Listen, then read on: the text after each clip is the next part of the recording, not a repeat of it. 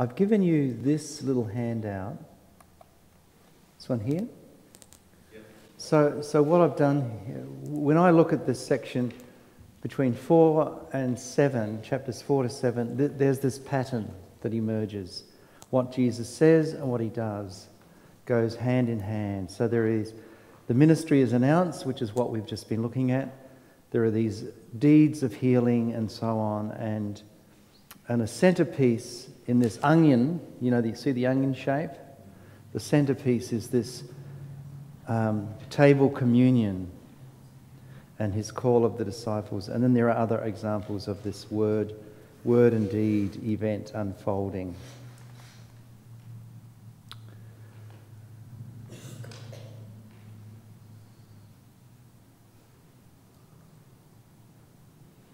I just want to say a word about the language for kingdom which comes up.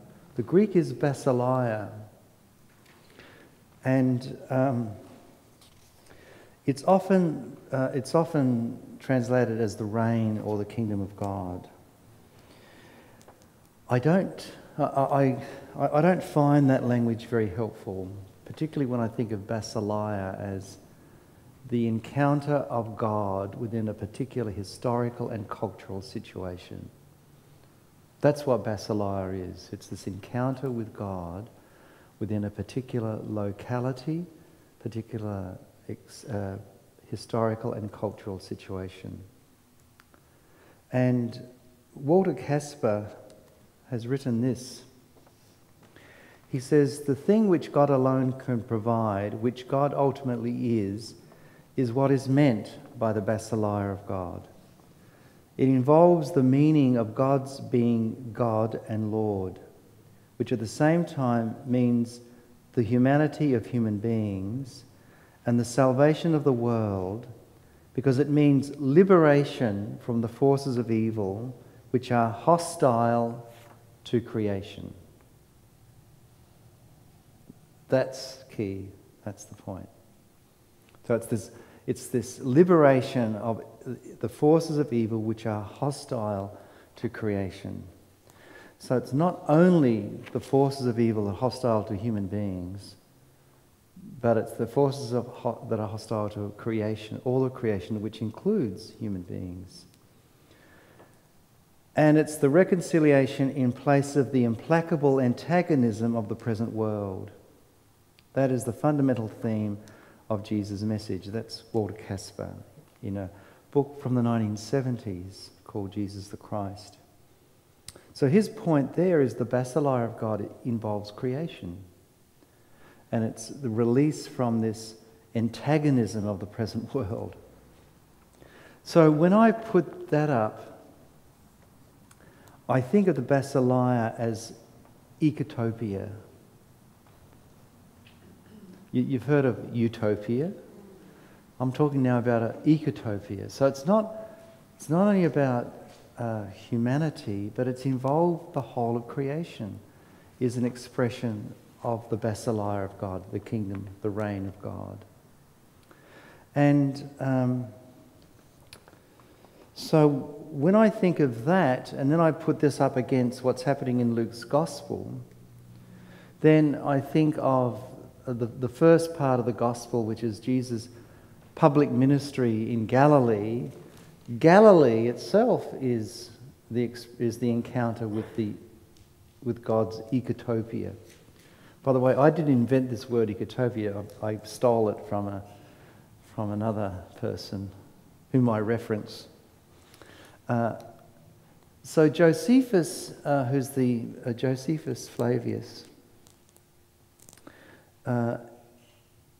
says this in his writings on the Jewish war. He says about Galilee, he says, "The land is everywhere so rich in soil and pasturage and produces such a variety of trees that even the most indolent are tempted by these facilities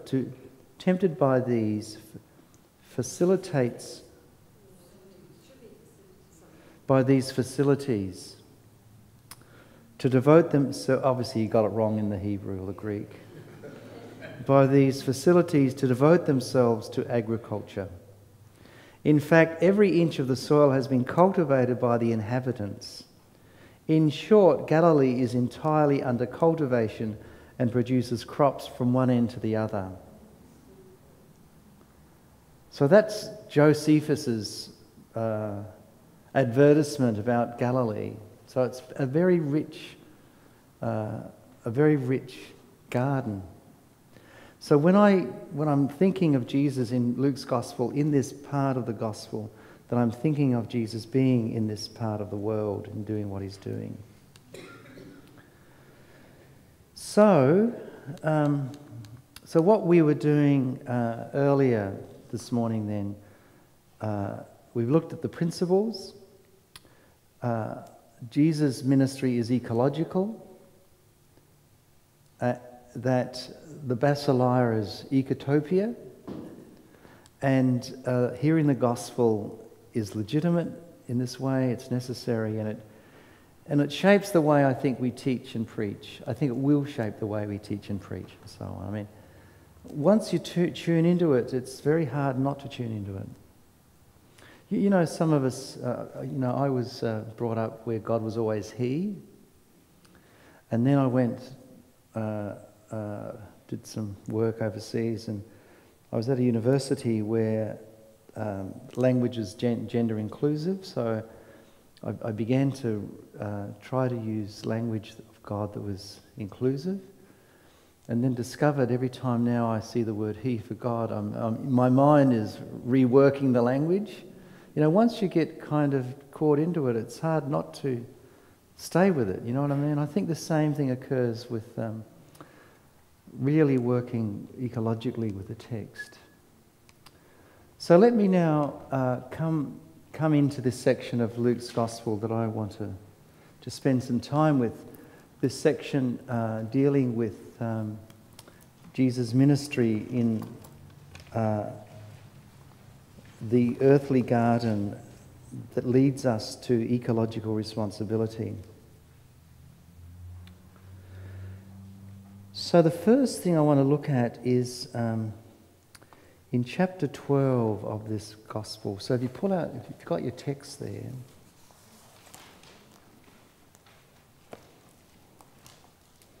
And this is actually an example. Actually, let's go just backing up to chapter 11. Chapter 11, verse 2, which is, we're in the journey, Jesus going up to Jerusalem, and the disciples come to Jesus and they ask him about prayer. In chapter 11, verse 1, he's praying. You notice he's praying in a certain place? So he's not praying in a non-geographical location. He's placed. You know what I mean? Prayer is connected to a locale. Now you cannot think of not being grounded. See that? So he's praying in a certain place. Just keep your finger there. We'll come back to that. Just move over to chapter 20.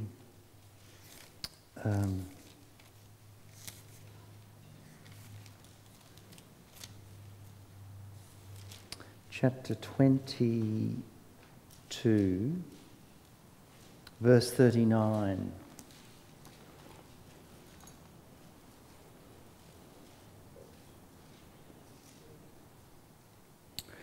Now it reads, "And he came out and went, as was his custom, to Mount Olivet." It says nothing about praying, not at this stage. But you see, his custom is to be geographically earthed, topographically earthed. That's the custom. That's Jesus' custom. In Luke's, Jesus, who I described as earth's child. Do you see that?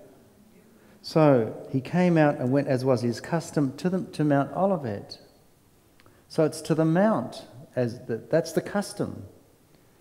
And then we're told, and the disciples followed him.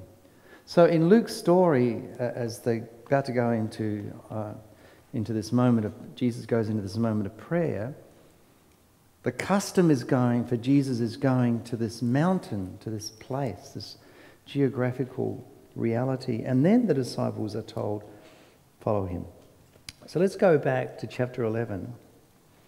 He was praying in a certain place, and when he ceased, one of his disciples said to him, Lord, teach us to pray as John taught his disciples. He said to them, when you pray, say. Okay, so that's what we're going to look at now. Let me just... Okay, this is the prayer. This is Luke's prayer. The one we are familiar with is from Matthew's Gospel.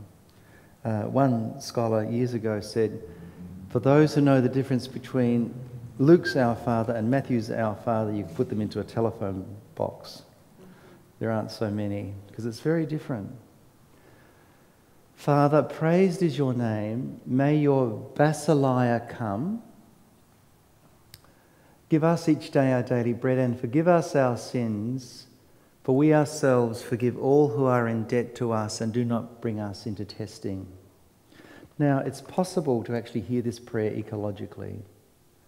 When you hear the word Father, this is the address to God, who is Father of all.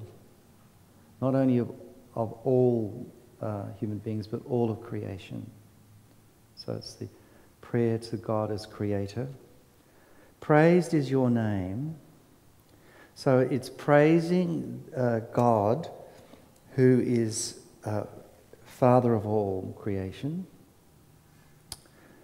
May your basileia come.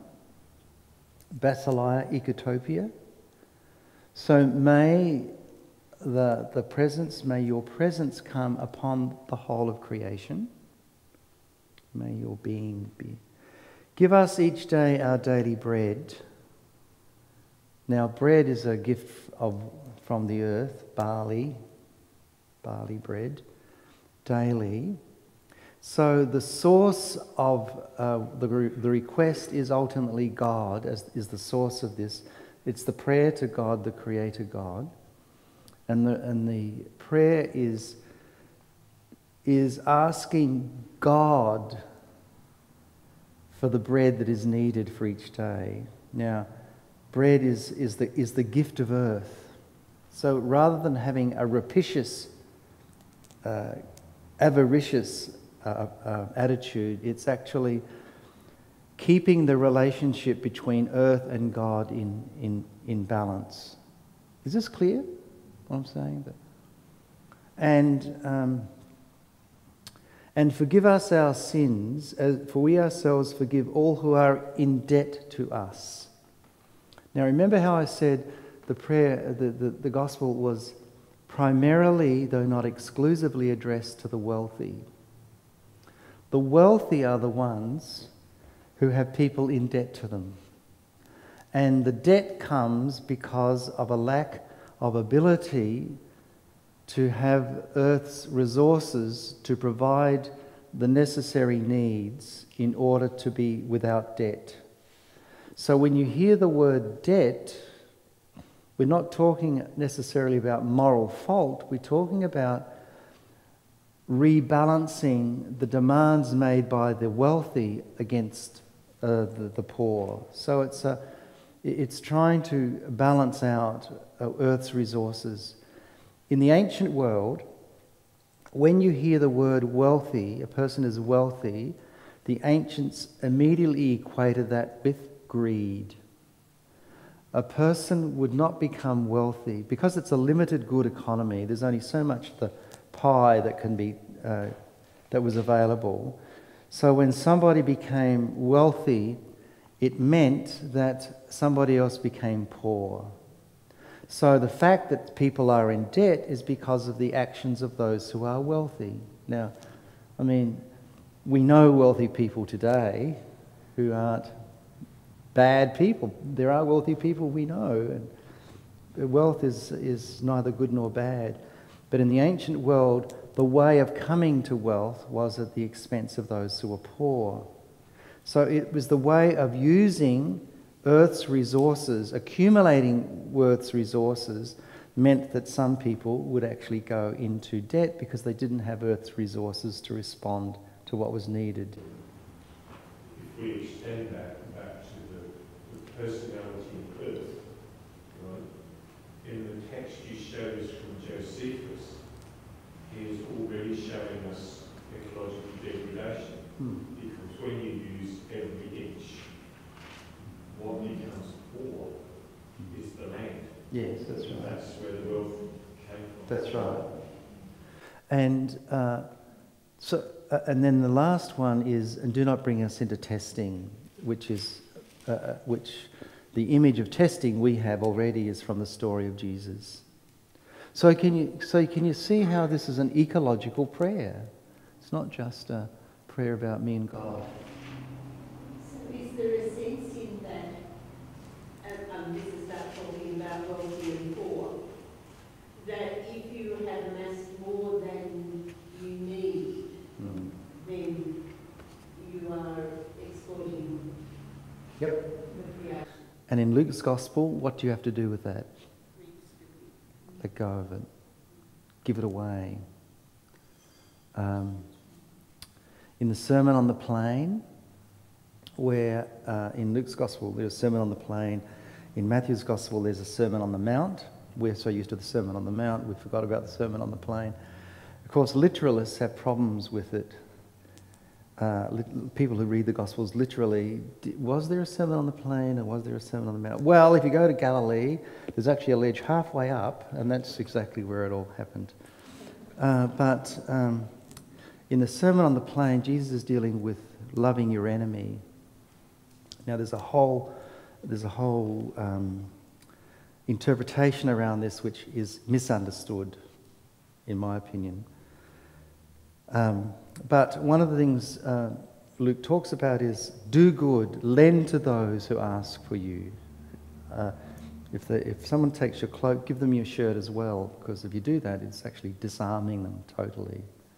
So the use of wealth, the use of resources becomes a reconciling action within Luke's world.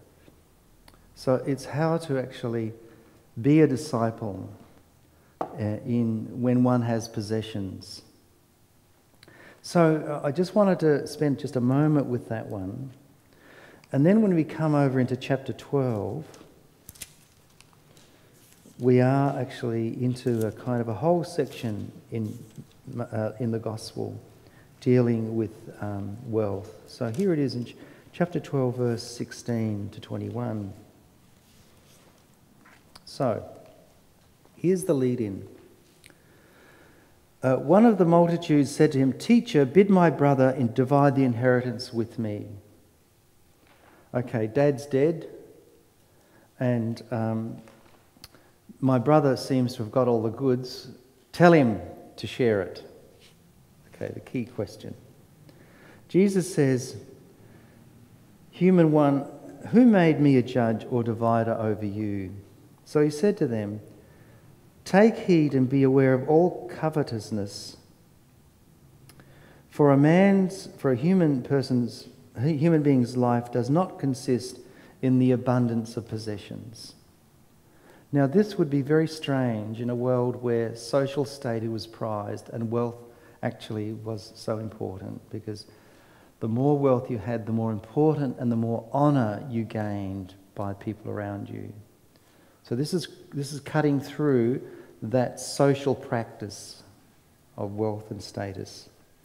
Verse 16, and he told them a parable, saying, now, isn't this interesting? The land of a certain rich person produced abundantly. Okay, that's the key. The land, the earth, is the producer of the wealth. And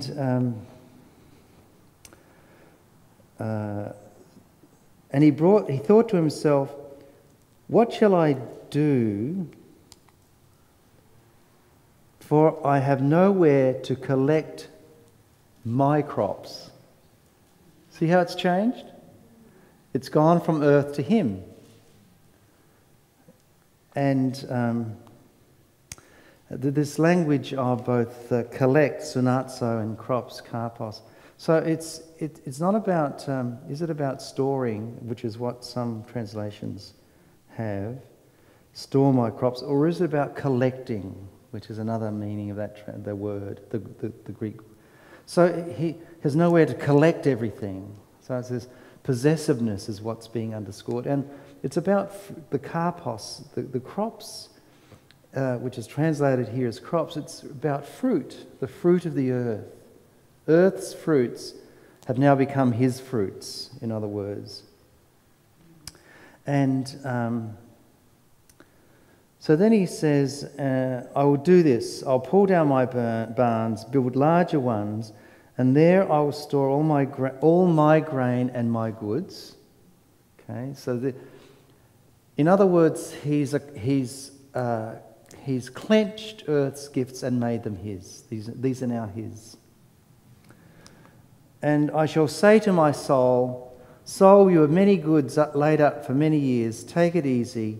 Eat, drink, and be merry. Actually, I don't mind that. It's like the retirement plan, really, isn't it? We'd like to see that. And God said to him, idiot, this night your soul is demanded of you. The things you are prepared, whose will they be? See,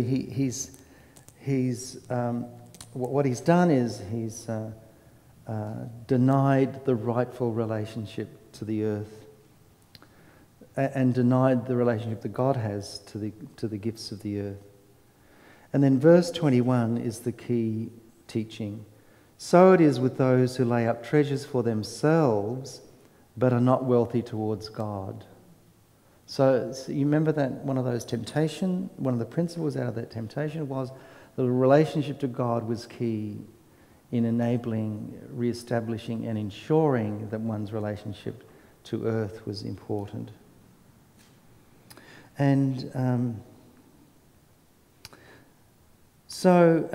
in chapter 12, verses 22, a very important, so this teaching continues.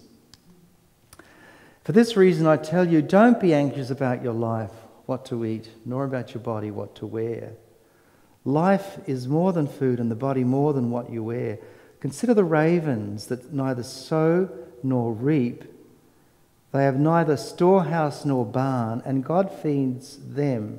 Now, this next verse is very interesting. Your translation has something like this in verse 24. Of how much more value are you than the birds, right? Okay, that's how it reads. That's the English translation. But it depends how you translate the word diaphoro, which is the Greek. It's all about difference. Of how much more value are you than the birds? That's the NRSV. The NJB says, how much more worth are you than the birds? And the NIV says, how much more valuable are you than the birds? So it's saying that the human being is more valuable than the birds. Well, in a sense, that's right. I mean, value in one sense. We are different in other senses. But the translation that I see is, how much more are you different from the birds? Can you see the difference?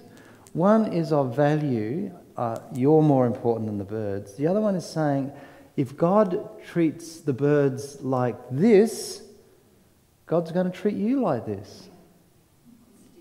Do you see the difference? One puts nature down, the NIV, the NJB, the RSV, the NRSV. The other one suggests that there is a solidarity, that God's care for creation, and with ravens. Now, ravens don't get a good press in the ancient world. They're raucous and ravenous. Ravens are ravenous. Now, if you wanted to not look after a bird, the raven's the one not to look after. But God looks after them. So, consider the ravens. They neither sow nor reap. They have neither storehouse nor barn, and God feeds them. Of all the birds, God feeds them. and therefore how much more are you different from the birds? See it? So it's this God, the example of nature, the example of these birds, particularly these ravens, offer a point of reflection for God's care of human beings. So it's rather than a separation, one's more important than the other, it's the solidarity, it's this communion with creation that gives the insight into how God is with them. So Sean Frayne, who's, I think he died last year, he was an Irish New Testament scholar in Dublin, says, Jesus invites his audience to consider the lilies of the field whose lives are so brief, and the birds of the air who are deemed by some of little value because their number is so great. Yet in both cases, and this is the point that I make, both cases God cares for their needs. Within this chain of being, humans may have a special place, but that should not lead them to ignore God's care for the apparently least and most insignificant elements of the created world of which they are also a part. So it's this, God's care for creation means God's care for human beings. We don't raise up one at the expense of another. That's the point that I want to make through this translation here. And I just think it's so important.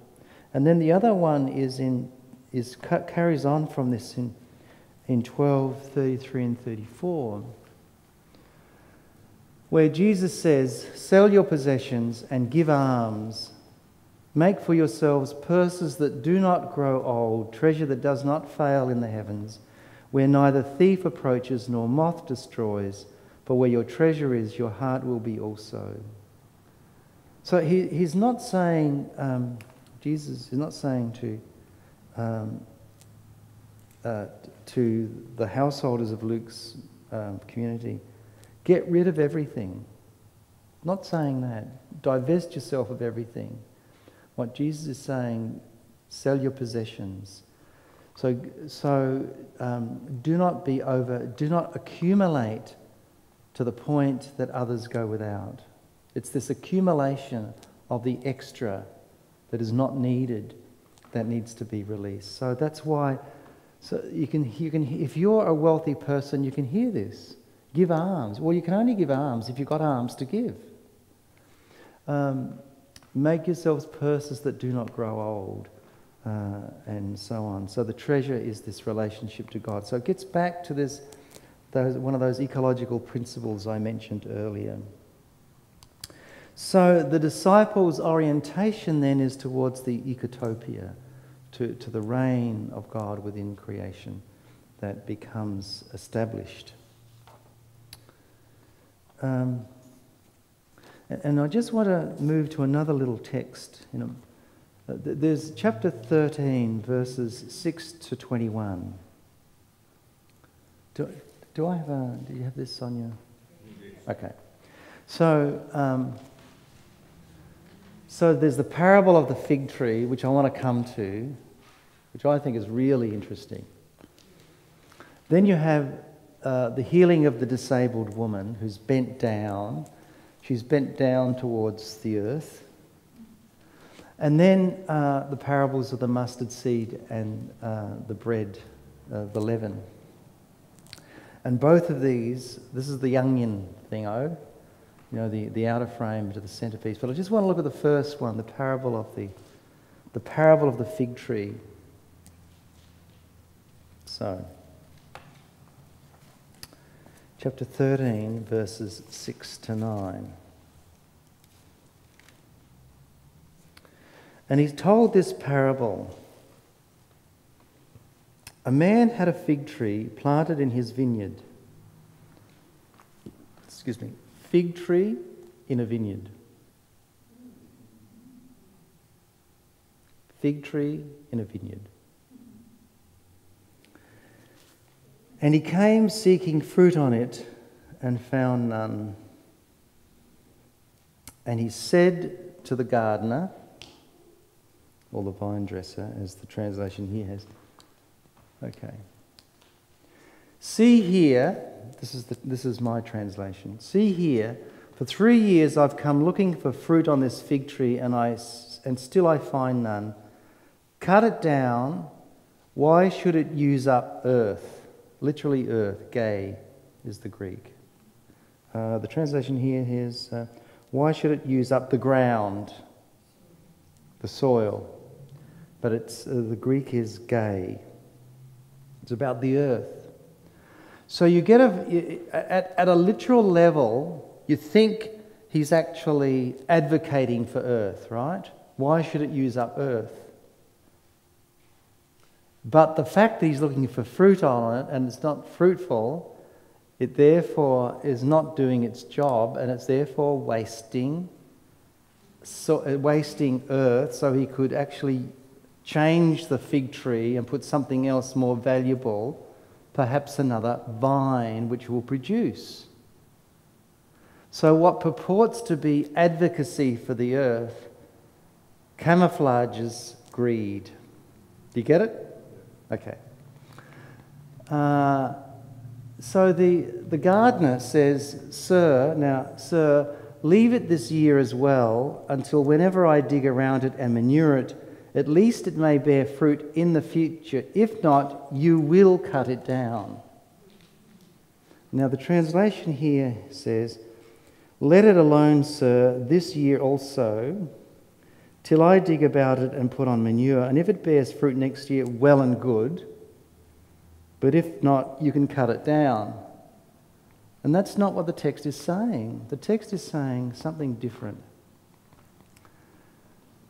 Leave it, so he's advocating for the fig tree. Leave it, and I'm going to care for it, manure it and so on. At least it may bear fruit in the future. So there's a future possibility of fruit bearing. So when does the future end? It never ends. So it's an advocacy that's not going to stop. When you can't stop it. At least it may bear fruit in the future. If not, you're going to cut it down. Get it? So first of all, he's advocating for the care of this plant, but also he recognises that there's an action agreed that is accompanying the purported ecological management that the owner has for the plant. So it's a lovely parable in that sense. It names what exactly is going on in this world.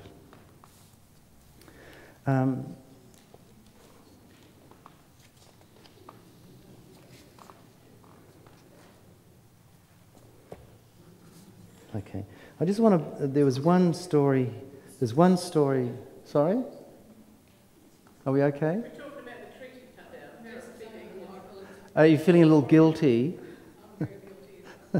I don't mean... Look... Yeah.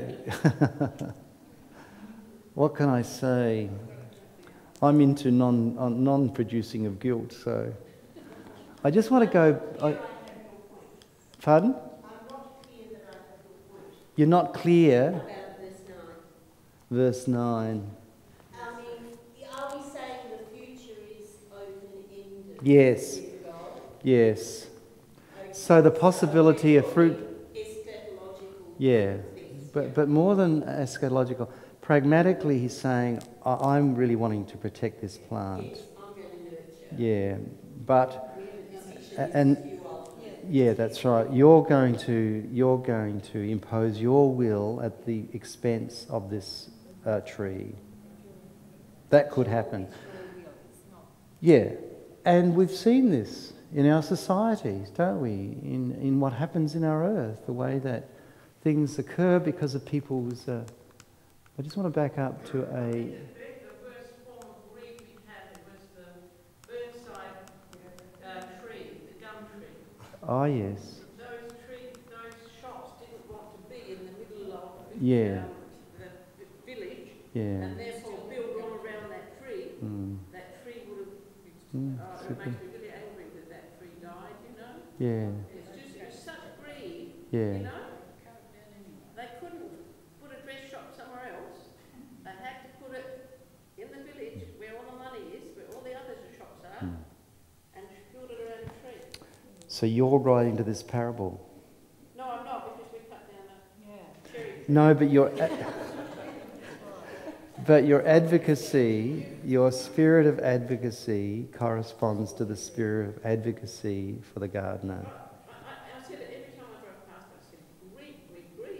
About building where they're going to get the most amount of sales in the village. Yeah. No, it's a good point. I just want to back up to chapter 9. You probably figured, see you later, you probably figured that I like Luke's Gospel. If you know Alan Cadwallader, he prefers Mark. I think Alan was here a while ago. He's got his own opinion about Luke, but so he and I care to differ. But I like this story here in chapter 9, verse 10 and following, the feeding of the 5,000. Because again, this is connected to the stories of creation. Let me just get the right. Okay.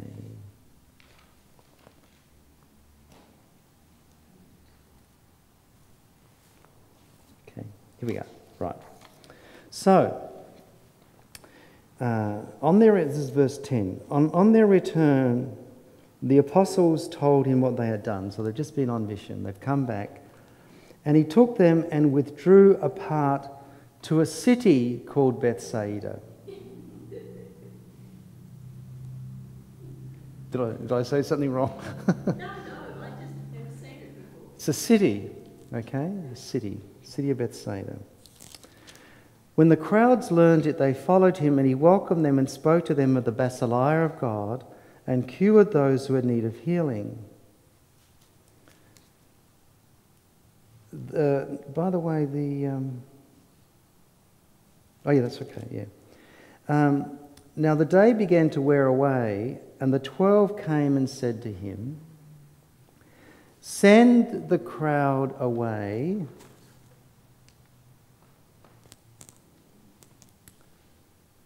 to go into villages and country around about to lodge and find provisions, because here we are in a wilderness place." There you go. See, you didn't saw that before, have you? Do you think people have ever lived in a city and felt as though they're in a wilderness? Of course. Happens all the time. So here is a city. They're in a city place and they're in a wilderness. And their response is pragmatic, and it's damaging to the environment. They've got to go to the villages and find provisions there. So they need to draw on the resources of the local city to do this. Now,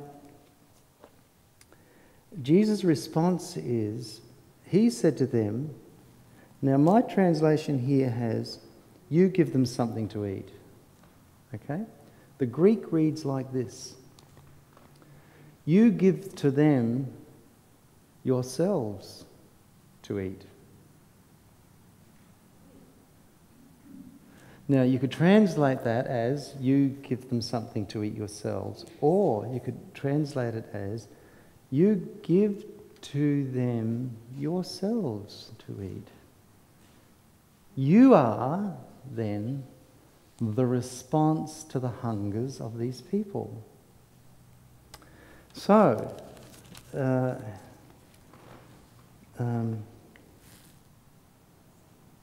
then there's the response by the disciples. "We have no more than 5 loaves and 2 fish, unless we ourselves are to go and purchase food for all these people." So the disciples see the problem. They get Jesus to make so the first thing is they expect Jesus to make the response to what's going on. They expect Jesus to deal with the issue. That's a classic example of pastoral practice. We get Jesus to do the work for us, right? He says, no, you do it. And they say, but we don't have the money, right? We've only got these gifts of earth, but we don't have the fullness of resources unless we ourselves have to go and purchase food, see? So isn't this the classic pastoral response? There's an issue that surfaces. You say to Jesus, well, look, Jesus, you've got to deal with this. Then, you've got to deal with it. Well, I can't. I've only got this and I don't have the money. We don't have the resources. So then the next thing that happens in the story is this response, which is... the other thing is, for there were about 5,000, the translation is, for there were about 5,000 men or males. The Greek is quite gender specific. 5,000 males. One male represents a household. 5,000 represents 5,000 households. If you average out the size of a household in the ancient world being around 10 to 20 people, how many people do we have here? We have a city. So it's a city story. It's based in a city, and the issue is how do you nurture the hungers of people in this so-called wilderness? So Jesus' response to the disciples is, make them sit down in companies about 50 each. So what are they told to do? But to form households. Form these households, which is between 20 and 50. So it's the response to the hungers of people is going to occur when they gather themselves, when they re-identify, reclaim their community or household setting, their focus. And they did so and made them all, the word is recline. They're all reclining, as in a Greek-Roman meal. Okay, and then he takes the loaves and blesses it, and breaks it, which sounds Eucharistic. So the Eucharist within the household becomes the mode of addressing the hungers of people in the city. It's a wonderful story. And verse 17, they all ate and were satisfied. They're satisfied by the gifts of earth, the food that has been part of this household, and the blessing, the recognition that these gifts are from God. And they took up what was left over, 12 baskets of broken pieces. It's such a rich ecological story, but it's so important that it happens within the community, within the household. And I think that one of the great gifts that faith communities can offer is the gift of hospitality and welcome. I remember I was appointed to a parish up in the northern suburbs, and I was celebrating, so I went up there for my first celebration of Eucharist on a Saturday evening. So I arrived at the church. It was open. The liturgy service was at 6 p.m. on Saturday night, and there was already somebody there and one gentleman getting things organised. And I just sat in the back of the church just pondering what my life was going to be like here in the parish, and what would the needs of the parish here be, and so on. Anyway, the guy came up to me and he thrusts a collection bowl in front of me and he says, "Oh, would you mind taking up the collection tonight?" And I thought to myself, we've got a problem here, namely hospitality. He could have said, "Look, my name's so and so. You seem to be new here. what's your name? Nothing that. It was just, would you take up the collection? So the next thing, I appeared with vestments on with a collection bowl, and he couldn't believe it.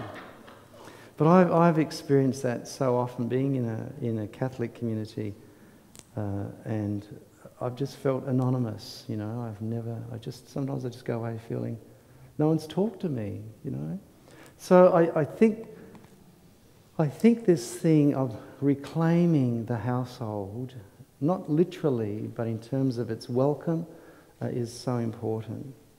So let me just wrap up what I've been thinking about. No, actually I won't wrap up. I'll do that in the next session. Maybe we've got, I think, about 15 minutes or so. Then we're having a break. So would you like to perhaps stand and get with somebody else whom you haven't had the opportunity to meet and they still look friendly enough? Just two of you, and just talk about what's been emerging in this little session that I've been doing this morning on this, okay? Just for about 10 minutes, and then I'll call us back and then get some responses from you. Thank you.